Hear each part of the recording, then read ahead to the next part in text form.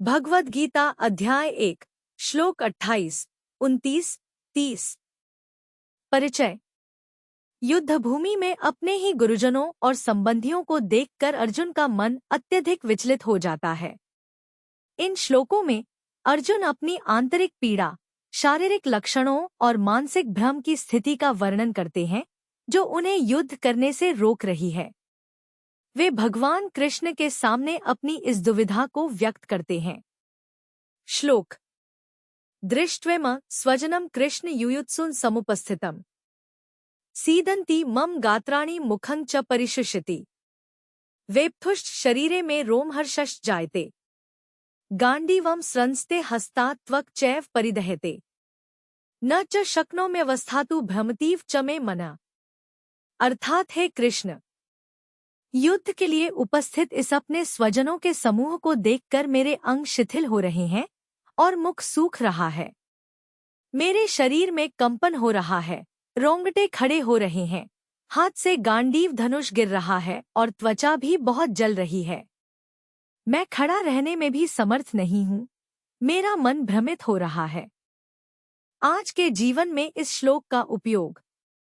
यह श्लोक समूह हमें सिखाता है कि जब हम किसी ऐसे संघर्ष का सामना करते हैं जहां हमारे अपने ही लोग शामिल हों, या जब हम किसी बड़ी नैतिक दुविधा में होते हैं, तो हमारा मन और शरीर दोनों प्रभावित हो सकते हैं।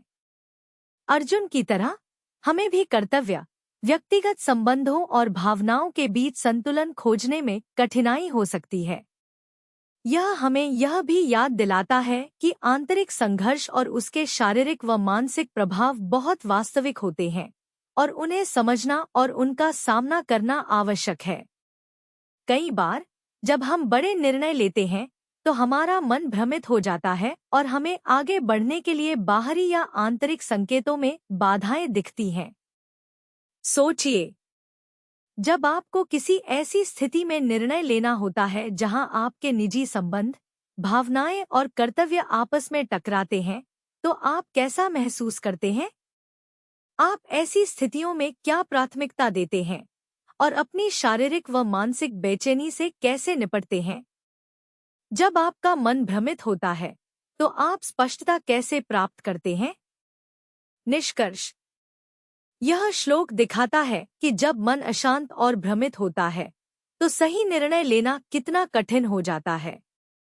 यह हमें सिखाता है कि आत्मजागरूकता और मानसिक स्थिरता ऐसे समय में अत्यंत महत्वपूर्ण है, ताकि हम अपनी आंतरिक शक्तियों पर भरोसा कर सकें और सही मार्ग चुन सकें। जय श्री कृष्णा।